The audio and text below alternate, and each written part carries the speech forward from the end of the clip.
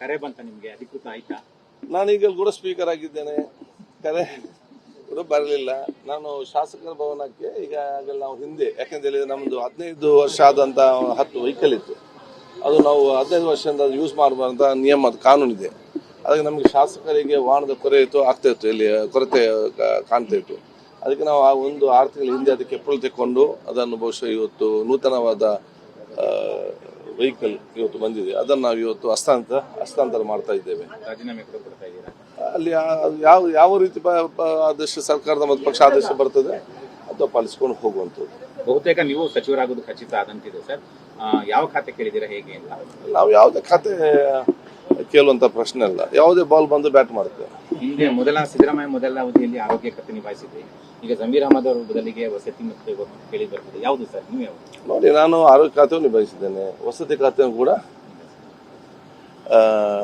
ನಿಭಾಯಿಸಿದ್ದೇನೆ. ಎಲ್ಲ ಖಾತೆ ಕೂಡ ಮಹತ್ವದ ಖಾತೆ.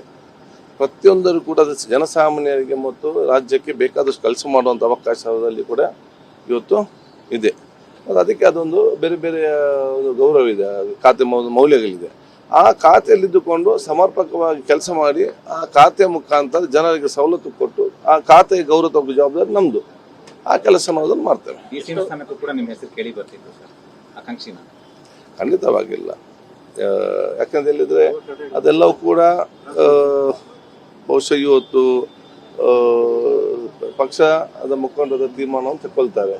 ಅದಕ್ಕೆ ಅದನ್ನು ಅವ್ರದ್ದೇ ಆದ ಒಂದು ನಿಯಮ ಇರ್ತದೆ. ಅದಕ್ಕೆ ಮಾಹಿತಿ ಪಡ್ಕೊಳ್ಬೋದು, ಯಾರು ಅದನ್ನು ಮ್ಯಾನೇಜ್ ಮಾಡ್ಬೋದು, ಹೇಗೆ ಮಾಡ್ಬೋದು ಅಂತೇಳಿ ಅವತ್ತು ಹಿರಿಯ ನಾಯಕರು ತಗೊಂಡು ತೀರ್ಮಾನಕ್ಕೆ ನಾವೆಲ್ಲ ಬದ್ಧರಾಗಿದ್ದೇವೆ. ನಮ್ಮ ಕ್ಷೇತ್ರ ಯಾವುದೇ ಸ್ಥಾನಕ್ಕೆ ಹೋದರೂ ಕೂಡ ಮತ್ತು ಇಲ್ಲದಿದ್ರೂ ಕೂಡ ನಮ್ಮ ಕ್ಷೇತ್ರ ಕಾರ್ಯಕರ್ತರು ಮತ್ತು ಮತದಾರರು, ನಮ್ಮ ಜಿಲ್ಲೆ ಮತ್ತು ಪಕ್ಷದ ನಮ್ಮೆಲ್ಲ ಮುಖಂಡರು ಮತ್ತು ನಮ್ಮ ಮನೆ ತಂದೆ ತಾಯಿಯಂದರೆ ಹಿರಿಯರು ಮತ್ತು ನಮ್ಮ ರಾಷ್ಟ್ರ ನಾಯಕರು, ರಾಜ್ಯ ನಾಯಕರು, ಇವೆಲ್ಲ ಸಾಕ ಮುಖಾಂತರ ನಾವು ಮುಂದೆ ಹೋಗ್ಬೇಕು. ಖಂಡಿತವಾಗಿಯೂ ಪಕ್ಷ ಮತ್ತು ನಾಯಕರು ಯಾವ ಜವಾಬ್ದಾರಿ ಕೊಡ್ತಾರೆ, ಹಿಂದೆ ಕೊಟ್ಟಿದ್ದಾರೆ, ಅದನ್ನೆಲ್ಲ ಕೂಡ ನಾನು ನಿಮ್ಮೆಲ್ಲ ಸಲೋಚನೆ ಮೇಲೆ ಅದನ್ನು ನಿಭಾಯಿಸ್ತೇನೆ. ಮುಂದೆ ಕೊಟ್ಟರು ಕೂಡ ಅದರ ಸಮರ್ಪಕವಾಗಿ ಖಂಡಿತವಾಗಿ ನಿಭಾಯಿಸಲಿಕ್ಕೆ ನನ್ನ ಪ್ರಾಮಾಣಿಕದ ಎಲ್ಲ ಪ್ರಯತ್ನವನ್ನು ಮಾಡ್ತೇನೆ.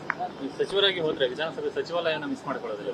ಯಾವುದು? ವಿಧಾನಸಭೆ ಸಚಿವಾಲಯ ಇಲ್ಲ, ನಾ ಬಹುಶಃ 3 ವರ್ಷದ ಒಂದು ಆತ್ಮೀಯವಾದ ಒಂದು ಸಂಬಂಧ, ಪ್ರತಿಯೊಂದು ವಿಚಾರದಲ್ಲಿ ಚರ್ಚೆ ಮತ್ತು ನಾವೊಂದು ಟೀಮ್ ವರ್ಕ್ ಆಗಿ, ನಾನು ಅಧಿಕಾರಿಗಳು ಮತ್ತು ಜನಪದಿ ಅಂತ ನಾನು ಎಲ್ಲಿ ಕೂಡ ಭೇದ ಭಾವ ಇರಲಿಲ್ಲ. ಅಧಿಕಾರಿಗಳು ಮತ್ತು ಜನತೆ ಒಂದು ಟೀಮ್ ವರ್ಕ್ ಆಗಿ ನಾವು ಸರ್ವರಿಗೆ ಕೆಲಸ ಮಾಡಬೇಕು.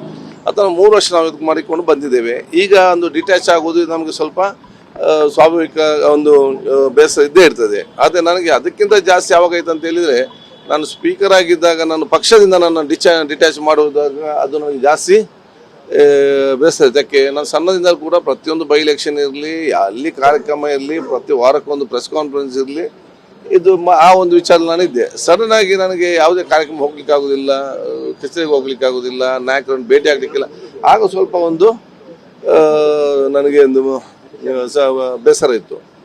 ಆದ ಕಾರಣ ಈಗ ಎಲ್ಲಕ್ಕಿಂತಲೂ ಮತ್ತೆ ಕಾಂಗ್ರೆಸ್ ಆಫೀಸ್ ಹೊಲೆಗೆ ಹೋಗುವಂತ ಅವಕಾಶ ಸಿಕ್ಕಿದೆ, ಅದಕ್ಕೆ ಅತ್ಯಂತ ಸಂತೋಷನಾಗಿದ್ದೇನೆ.